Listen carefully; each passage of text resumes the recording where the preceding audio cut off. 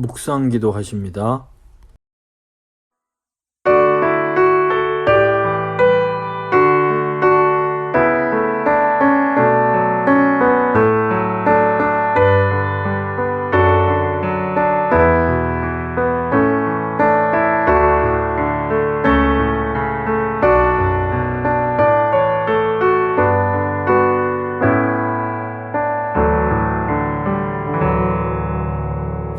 사도신경 고백합니다.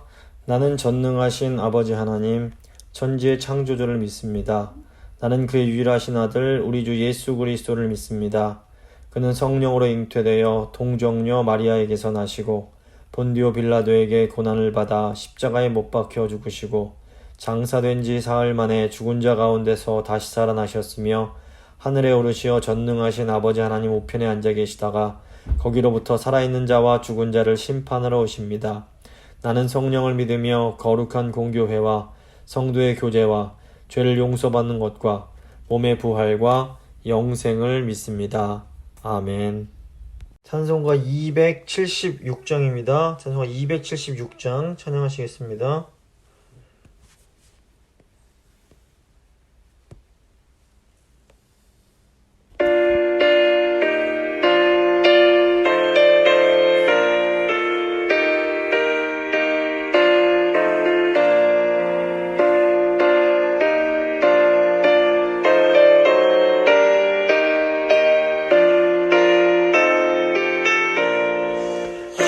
아버지여 이 죄인을 용납하여 주시고 예수님의 이름으로 구원하여 주소서. 아버지를 떠나간 지 벌써 오래되었고 험한 길에 고난 몸이 이제 돌아옵니다. 선회하던 헛된 일을 애통하게 여기고 겸손하게 엎드려서 용서하신 빕니다. 은혜 감당 못하오나 회개하는 영혼과 나의 약한 육신까지 감히 드리옵니다. 나의 죄를 사하시려 주님 죽으셨으니 그 공로를 의지하여 주만 의지합니다. 아버지여 용납하사 나를 품어주시고 주의 사랑 품 안에서 길이 살게 하소서.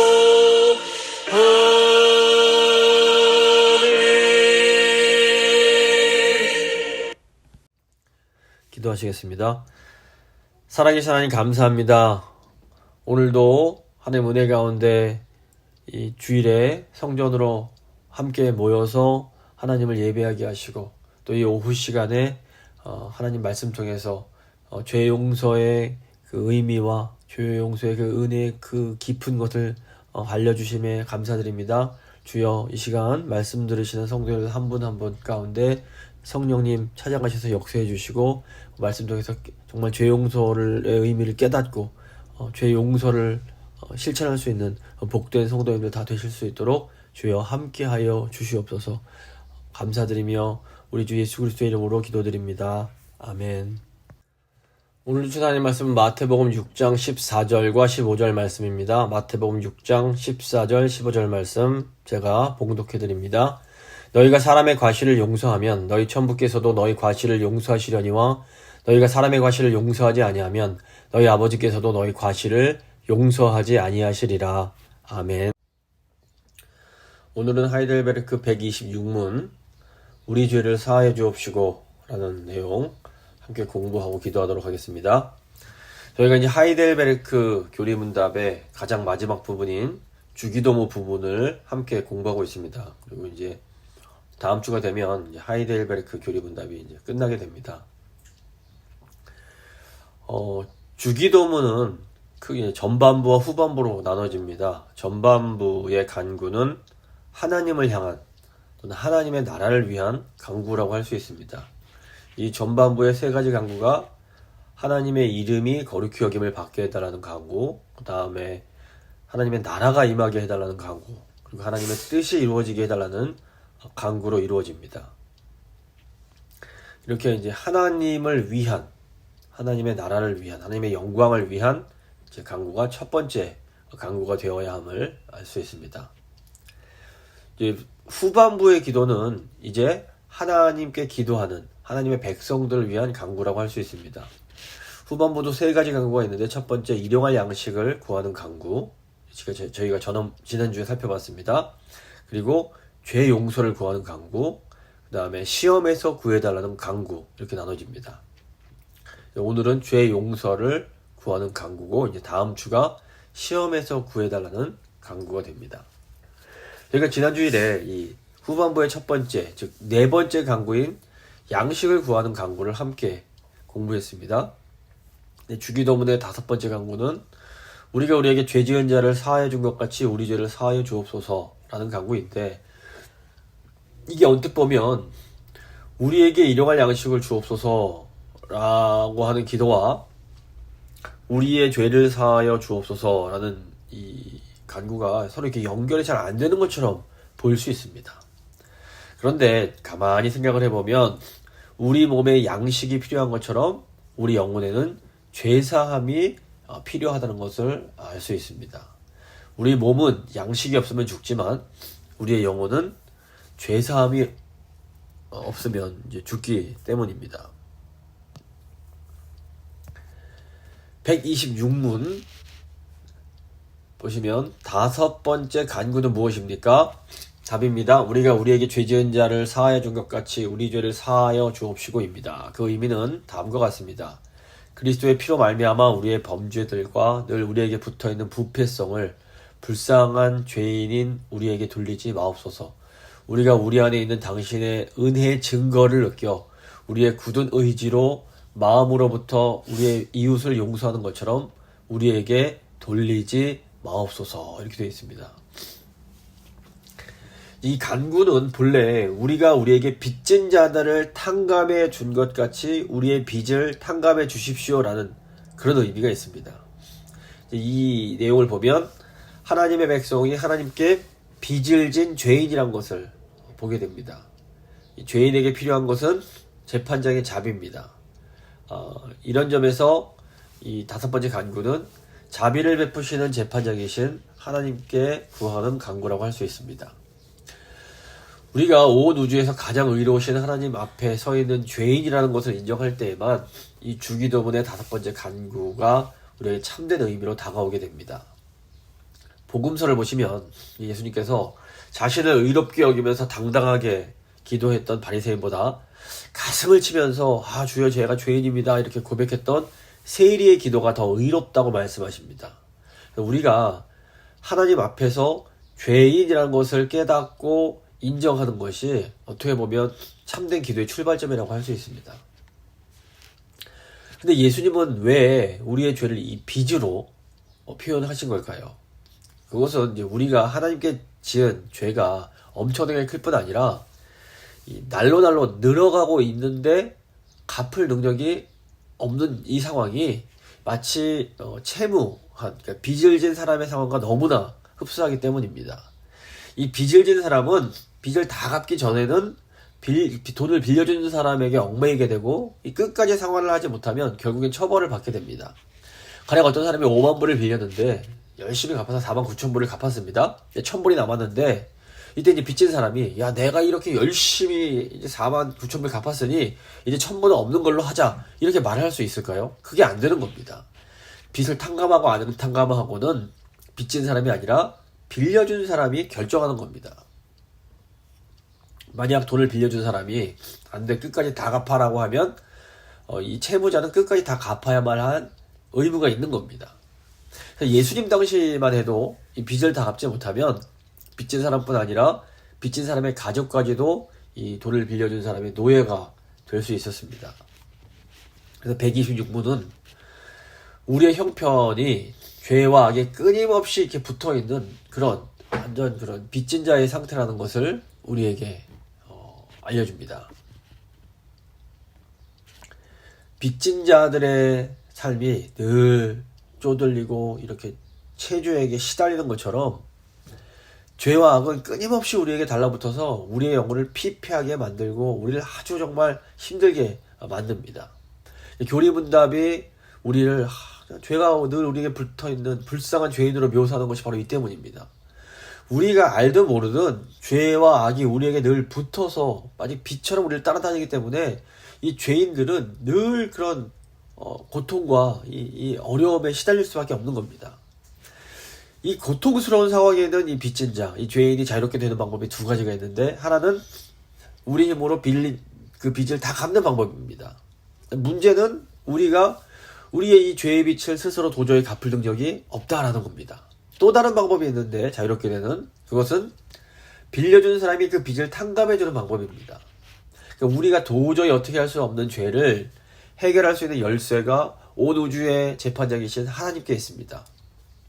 죄의 문제는 죄인인 우리가 해결할 수 있는 것이 아니라 죄인을 심판하시는 재판장이신 하나님께서 해결해 주셔야만 합니다. 그러니까 죄의 사명권이 하나님께 있다는 겁니다.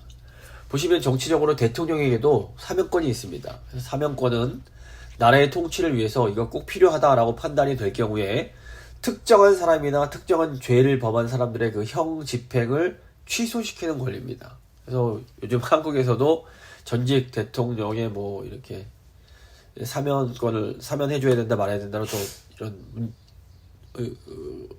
논란이 있는데, 근데 중요한 것은 이런 사면이 근거 없이 이루어질 수 없다라는 겁니다. 대통령 마음에 따라서 막 사면권을 남발할 수 없습니다. 사면의 정말 결정적인 어떤 이유, 근거가 분명해야 이 사면을 해줄 수가 있습니다. 우리의 죄사함도 이와 비슷합니다. 하나님께서 우리의 죄를 용서해 주실 때에도 어떤 정당한 납득할 수 있는 근거가 필요합니다. 바로 이런 점에서 이 죄사함에 대한 간구가 이 양식을 구하는 간구와 좀 이제 다른 측면이 있는 겁니다. 우리가 양식을 얻기 위해서는 의인이든 죄인이든 아무 상관이 없이 오직 하나님의 그런 자비로우심, 선하심에 호소하면 됩니다. 하지만 우리의 죄사함은 주세요 이런 식으로 그냥 얻을 수가 없는 겁니다. 하나님은 전적으로 의로우신 분이기 때문에 그냥 죄인을 아무렇게나 사면해 주실 수가 없는 겁니다. 왜냐하면 일용할 양식 같은 경우에는 근거 없이 주셔도 하나님의 의로움이 소상되지 않습니다. 도리어 하나님의 의로움이 부각이 됩니다. 하지만 정당한 근거 없는 죄사함의 경우에는 이 하나님의 의의를 손상시키는 것이 됩니다. 아무 근거 없이 죄를 그냥 용서해준다? 이것이 안 되는 겁니다. 교리문답 126문은 죄사함의 정당한 근거가 예수 그리스도의 보혈에 있다라고 말을 합니다. 예수 그리스도가 십자가 위에서 그 고귀한 피를 흘리심으로 그 피값으로 우리의 모든 죄의 값을 지불하셨습니다. 바로 이것을 통해서 우리가 죄의 짐에서 벗어날 수가 있게 된 겁니다. 그래서 하나님은 의로우시면서도 더 이상 우리에게 죄의 책임을 묻지 않으실 수 있습니다. 이것을 이제 신학적으로는 또는 교리적으로는 칭의의 은혜, 믿음으로 의롭게 되는 것의 은혜라고 이렇게 부릅니다. 하지만 우리가 또 잘 한편 생각해야 될 것이 십자가로 인해서 죄의 문제가 해결되었다고 해서 이제 뭐 우리는 죄와 걱정 없이 아무렇게나 막 살아도 된다는 의미는 결코 아닙니다. 이미 2000년 전에 예수 그리스도께서 완전한 구속 사역을 성취하셨습니다. 그 십자가에서 피 흘리심으로 우리의 죄값을 완전히 지불하셨습니다. 하지만 이제 그리스도께서 성취하신 이 구속의 사역이 오늘 우리와 관련이 있어야 됩니다. 예수님께서 2000년 전에 하신 일이 우리와 아무 상관이 없다면 우리는 여전히 이 죄의 짐, 이 죄의 빚을 가지고 고통스럽게 살 수밖에 없게 되는 겁니다. 어떻게 해야 되는가? 우리가 예수 그리스도를 믿음으로 받아들이고 또 기도를 통해 이 믿음을 매일매일 실천하며 살아가야 됩니다. 이런 면에서 우리는 이 죄의 빚과 관련돼서 이중적인 위치에 있다고 볼 수 있습니다. 우리가 이제 위로 하나님께는 빚진 자입니다. 그리고 예수님을 통해서 이 빚을 탕감받은 사람입니다. 하지만 이제 그 수평적으로 이웃에게는 또 우리가 빚을 또 진 자가 될 수도 있지만 빚을 빌려준 자가 될 수도 있는 겁니다. 우리가 죄를 지어서 다른 사람에게 죄의 빚을 질 수도 있지만 반대로 다른 사람에게 우리에게 잘못함으로 우리에게 죄의 빚을 질 수가 있는 겁니다. 이 경우에 우리가 다른 사람에게 잘못했을 때에는 또 용서를 구하고 그 죄의 빚을 갚아야겠지만 다른 사람이 나에게 잘못을 하고 도저히 갚을 수 없는 죄, 도저히 갚을 수 없는 빚을 지었을 경우에는 우리도 둘 중 하나를 선택해야 됩니다. 하나는 끝까지 이를 악물고 나는 다 갚을 때까지 내가 널 용서할 수 없어 복수하고 처벌을 하던가, 또 다른 하나는 하나님께서 우리에게 해주신 것처럼 용서하고 탕감해 주든가, 둘 중 하나를 선택해야 되는 겁니다. 그런데 이제 주기도문 5번째 강구를 보시면 유일하게 이런 설명이 덧붙습니다. 마태복음 6장 14절 15절 보시면 너희가 사람의 과실을 용서하면 너희 천부께서도 너희 과실을 용서하시려니와 너희가 사람의 과실을 용서하지 아니하면 너희 아버지께서도 너희 과실을 용서하지 아니하시리라. 이 말씀을 우리가 잘못 오해를 하게 되면 하나님의 용서가 우리의 용서에 따라서 변하는 것처럼 보일 수 있습니다. 우리가 용서해주지 않으면 하나님도 우리를 용서하시지 않는 것으로 우리가 이해할 수 있습니다. 그렇다면 용서하지 않는 사람은 죄 용서받지 못하는 불안감을 갖게 됩니다. 근데 이렇게 이해하면 우리의 구원 자체가 이렇게 흔들릴 수가 있습니다. 성경을 보시면 오늘 나온 이 마태복음 6장 14절 말씀뿐 아니라 아주 많은 말씀들로 이루어져 있습니다. 그래서 이 마태복음 6장 말씀도 이 말씀만 가지고 받아들이는 것이 아니라 성경 전체 말씀 속에서 그 바른 의미를 찾아야 됩니다. 우리는 하나님의 은혜로 아무런 공로 없이 예수 그리스도의 피에 의해서 구원을 받았습니다.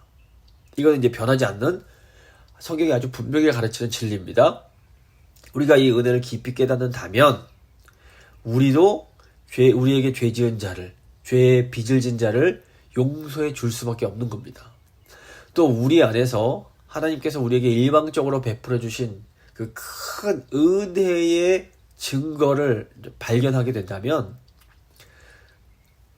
그 은혜를 이렇게 다른 사람들에게 베푸는 것이 당연한 것이 되는 겁니다. 그래서 이제 교리문답 보시면 우리가 우리에게 죄 지은 죄를 사하여 줄 때에 이것이 어떤 우리의 힘으로 이렇게 용서해 준다는 것이 아니라 우리 안에 우리가 죄 용서받은 은혜의 증거가 있다는 사실을 드러내는 것으로 설명을 하고 있습니다. 즉 우리는 하나님이 예수 그리스도의 보혈로 우리를 용서해 주시는 그 놀라운 은혜를 받았기에 그 죄 사함의 은혜를 증거하기 위해서 이웃을 용서해야 한다라는 겁니다. 그래서 예수님께서 여기서는 이제 하이델베르크 교리문답이 얘기하는 것처럼 우리의 의지도 사용이 돼야 됩니다. 하나님의 은혜의 증거가 우리 안에 있다면 그 증거를 보고 우리도 의지를 사용해서 기꺼이 우리에게 우리에게 죄의 빚을 진 이웃을 용서하겠다 결심해야 된다는 겁니다. 예수님은 형제를 몇 번이나 용서해 주어야 됩니까? 라는 베드로의 질문에 대해서 70번씩 7번이라도 용서하라 이렇게 말씀하십니다. 여기서 정말 문자적으로 490번 용서하면 된다 이것이 아니라 7이 이제 완전인데 아주 넉넉하게 하나님께서 우리에게 베풀어 주신 은혜를 기억하면서 우리도 그 은혜를 이렇게 드러내야 된다 이런 의미입니다. 예수님은 이어서 1만 달란트 탕감을 받고도 100데나리온 빚진 이웃을 처벌한 사람에 대한 얘기를 해주십니다. 이 비유를 통해서 저희가 무엇을 알 수 있습니까? 우리가 우리 이웃, 나에게 잘못한 사람, 나에게 잘못한 가족, 나에게 잘못한 교인을 용서하지 못하는 것은 우리 자신이 하나님께 용서받았다는 사실을 진정으로 깨닫지 못했기 때문이라는 것을 우리에게 알려줍니다. 하나님으로부터 진짜 죄사함의 은혜를 받은 사람은 이웃을 용서함으로 그 은혜를 받았다는 증거를 드러내야 됩니다. 그리고 이 은혜를 진정으로 깨달은 사람만이 진실한 마음으로 하나님께 용서를 간구할 수가 있는 겁니다. 그러니까 하나님의 이 죄 용서의 은혜를 제대로 경험하지 못한 사람이 하나님께 제대로 기도할 수 없다라는 결론이 납니다. 이렇듯 하나님으로부터 죄사함과 또 사람들 사이에서의 죄사함이 굉장히 긴밀히 연결되어 있다는 것이 사실은 주기도문뿐만 아니라 사도신경에서도 아주 잘 나타납니다. 우리는 사도신경 통해서 우리가 교회를 믿습니다. 성도의 교제를 믿습니다. 죄사함을 믿습니다. 이런 고백을 합니다. 교회 안에서 이루어지는 성찬식은 사도신경의 고백처럼 하나님께 죄사함 받은 우리가 형제들을 용서하고 또 그 은혜를 드러내며 사랑하는 일종의 수단, 통로라고 할 수 있습니다. 그러니까 교회는 하나님께 죄사함을 받고 또 우리 이웃에게 죄사함을 베푸는 이 죄사함, 죄 용서의 공동체다라고 볼 수 있습니다. 마태복음 5장 23절 보시면 예물을 제단에 드리다가 거기서 내 형제에게 원망 들을 만한 일이 있는 줄을 생각나거든 예물을 제단에 두고 먼저 가서 형제와 화해하고 그 후에 와서 예물을 드리라 말씀합니다. 예배 드리다가 내가 용서하지 못하거나 또는 용서받지 못한 이런 것이 있다면 그 재물을 두고 가서 먼저 이 이웃과 내 형제와 화해한 후에 와서 하나님 예배하라는 겁니다. 수평적인 하나님께 드리는 예배와 수직적으로 하나님께 드리는 예배와 수평적으로 이웃과의 이런 관계가 아주 긴밀하게 연결되어 있다는 겁니다. 뭐 하나님께만 잘하고 이웃에게 좀 못해도 돼.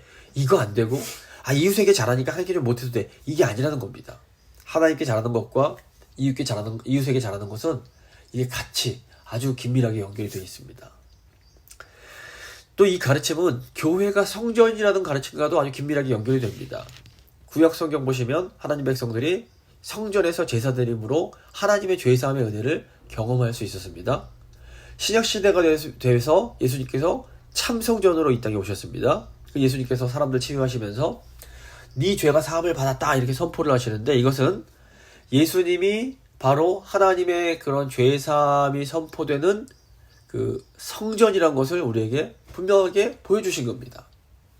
그런데 성전이신 예수님께서 부활하심으로 당신이 진짜 성전인 것을 보여주시고 승천하시면서 제자들에게 성령을 보내주셨습니다. 이제는 이 성령을 받은 성도들의 모임, 교회가 바로 성전이 됩니다. 고린도전서 3장 16절 보시면 너희는 너희가 하나님의 성전인 것과 하나님의 성령이 너희 안에 계시는 것을 알지 못하느냐 말씀합니다. 자, 이제는 예수 그리스도의 몸인 교회, 즉 우리가 하나님의 성전입니다. 이제는 교회에서 하나님의 죄사함의 은혜가 선포되고 또 동시에 하나님의 죄사함의 은혜가 경험되어져야 됩니다. 오늘날 예수 그리스도의 몸인 교회에서 죄사함의 은혜를 경험하지 못하면 사실 세상 어디 가서도 이 죄사함의 은혜를 경험할 수 없는 겁니다.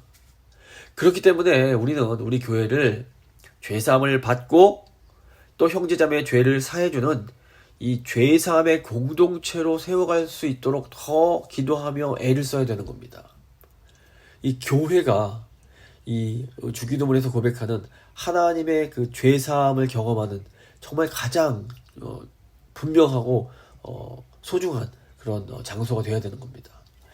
말씀을 마무리 짓도록 하겠습니다. 오늘은 주기도문 중에서 우리의 죄를 사해달라는 강구에 대한 내용을 함께 공부했습니다. 우리는 예수 그리스도의 보혈로 엄청나게 우리가 도저히 갚을 수 없는 어마어마한 죄의 빚을 탕감받은 사람들입니다. 우리가 하나님으로부터 이 어마어마한 은혜를 정말로 받았다면 우리도 우리에게 잘못한 사람들의 그 죄의 빚을 기꺼이 용서해 줄 수 있어야 됩니다. 우리에게 잘못한 사람을 용서해 주는 것은 그렇기 때문에 우리가 하나님의 은혜를 정말로 받았다는 것을 보여주는 가장 강력한 증거가 됩니다. 예수 그리스도의 몸이요 성전인 교회는 죄 용서를 받고 또 죄 용서를 베풀어주는 죄 용서의 공동체가 되어야 됩니다. 우리가 하나님 저희 교회가 그리고 제가 아버지 이 죄 용서를 받은 은혜를 드러내는 죄 용서의 은혜를 증거하는 그런 죄 용서의 공동체가 될 수 있도록 주여 도와주시옵소서. 한번 간절히 기도하도록 하겠습니다.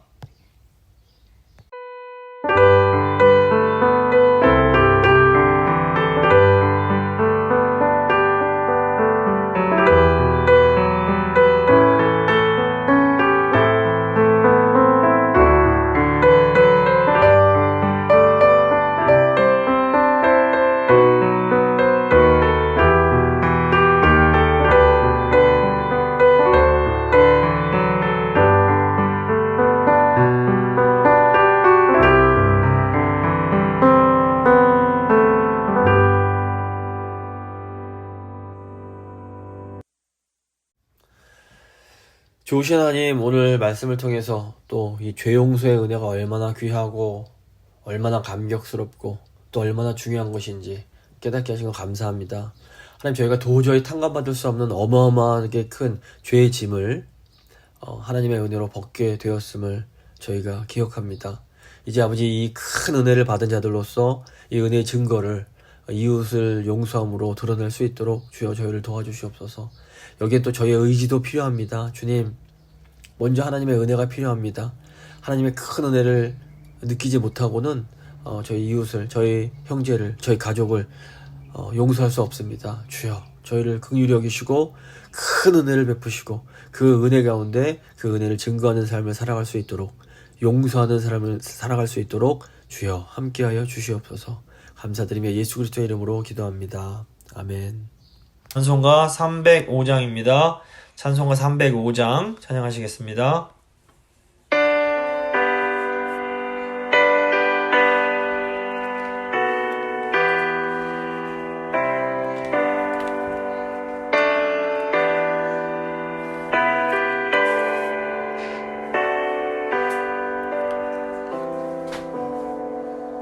나 같은 죄인 살리신 주 은혜 놀라워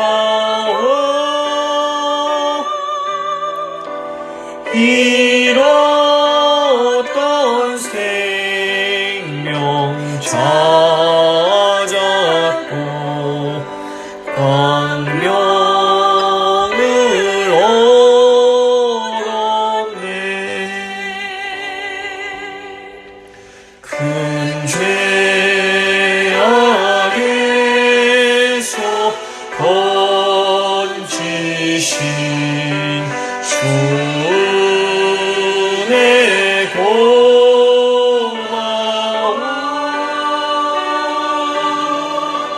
나 처음 믿은 그 시간 귀하고 귀하다.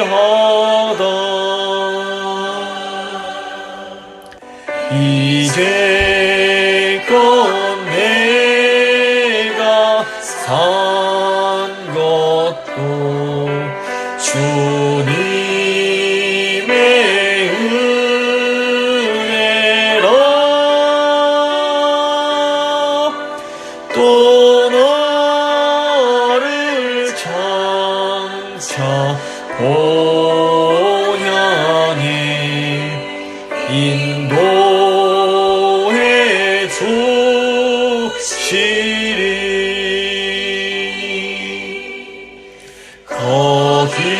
거기서 우리 영원히 주님의 은혜로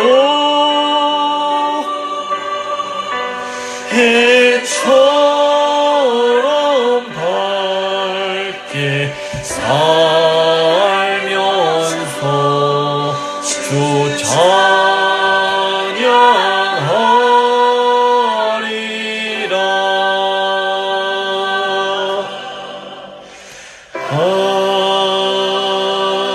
아멘.